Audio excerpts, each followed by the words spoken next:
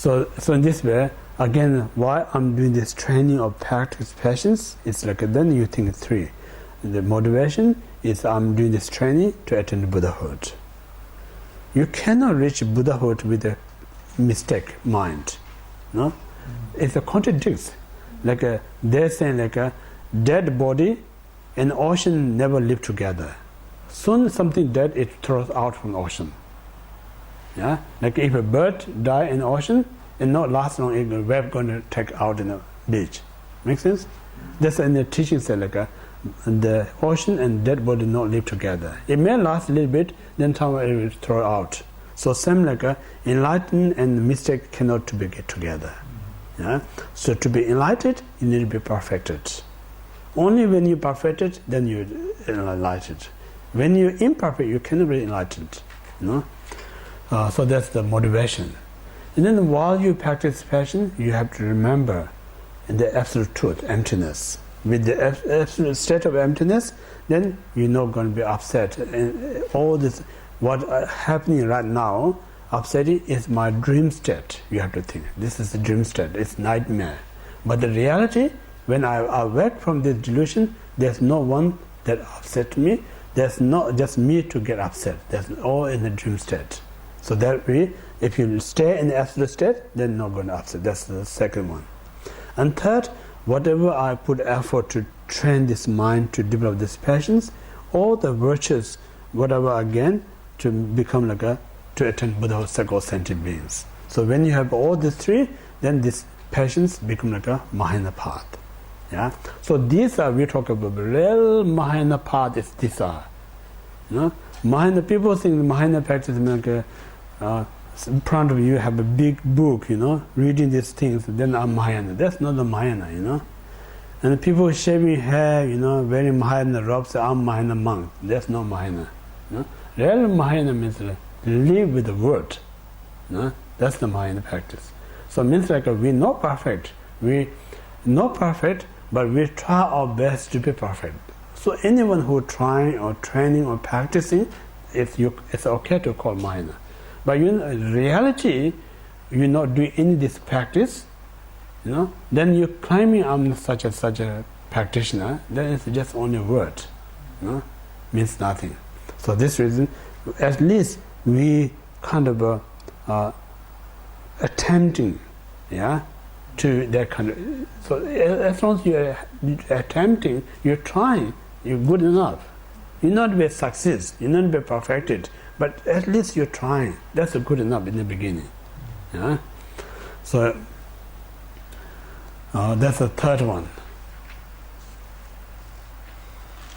Now fourth is we call the joyful effort. I'm not sure it's a good translation.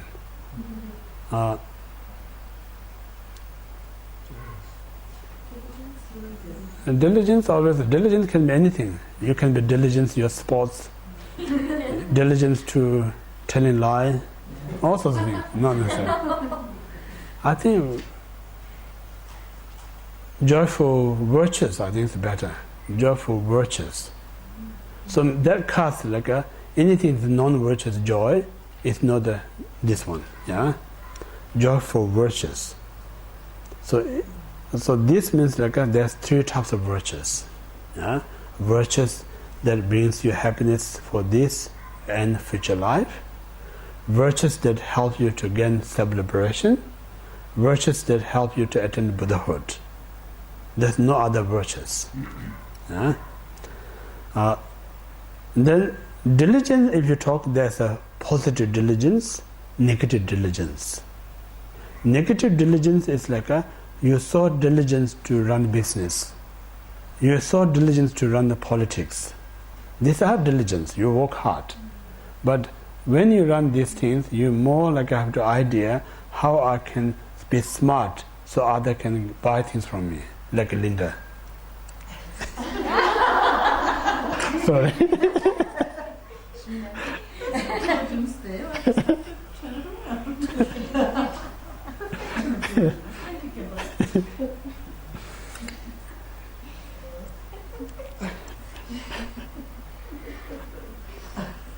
So diligence can be positive and negative. When we say joyful virtues, then only positive. Yeah, so come into the positive diligence, joyful virtues. Yeah, and now minor perfection of what we call the a joyful effort is so important. I always recommend it when we practice. Bring so much joyful in your practice. If you bring joyful in your practice, then practice not the difficulties. When you don't bring joyful in your practice find very hard. So how to bring the joyful in your practice is so important. Yeah? Joyful practice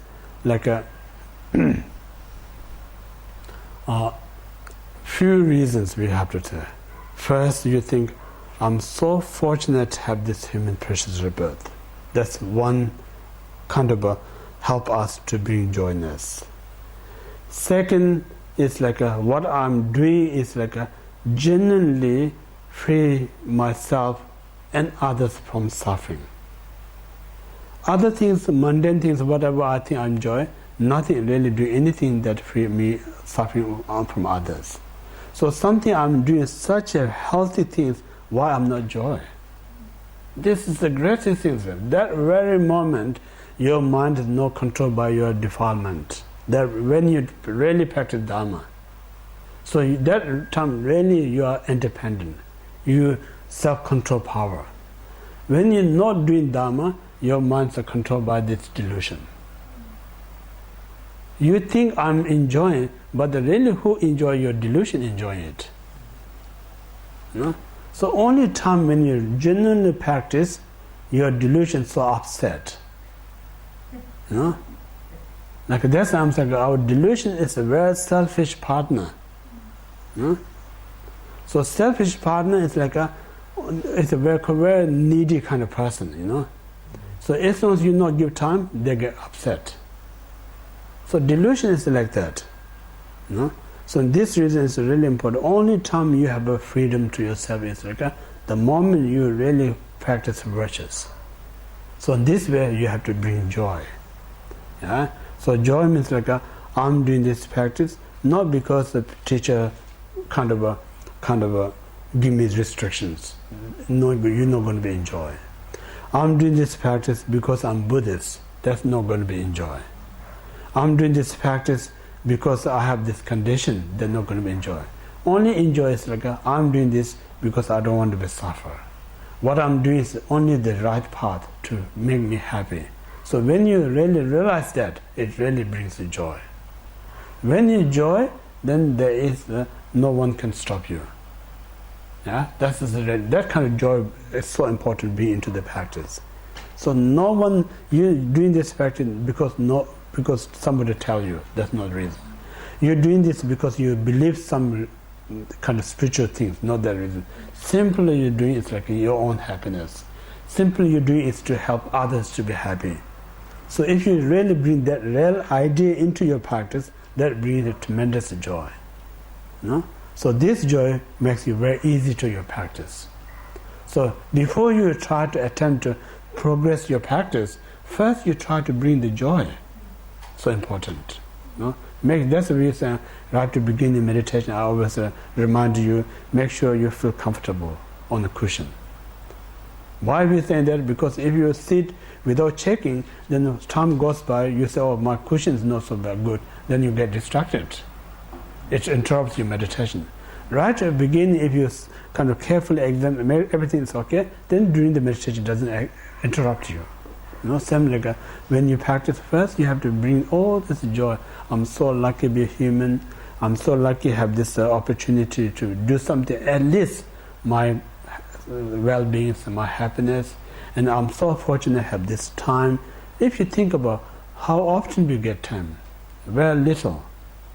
How often we have this human life, very little chance. So all this, whatever we have the positive things, it really makes a great joy. Yeah, so this is important. So this way, so now think at the beginning, again motivation, and the meantime realize that the absolute is emptiness, and then end whatever you develop practice, what we call the dedicate to attain Buddhahood. So means like diligence or joyful virtues, that's like a armor, wearing armor, yeah?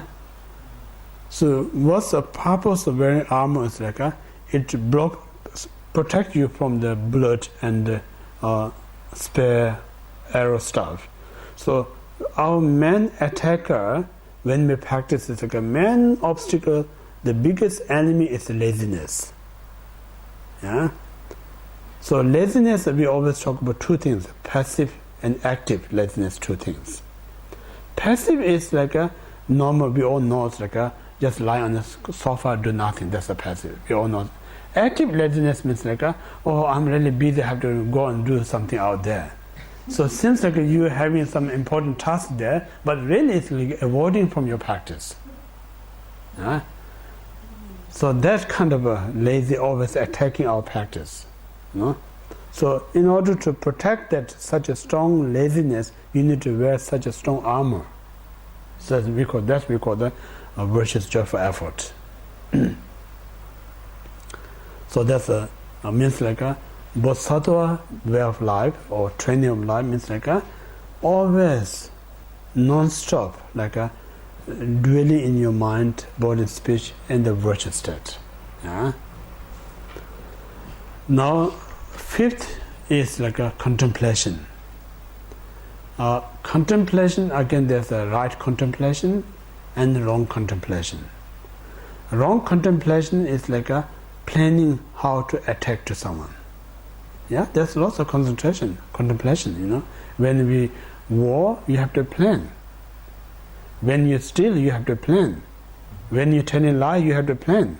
You know, if you're not planning, you're not going to be a good liar. You know.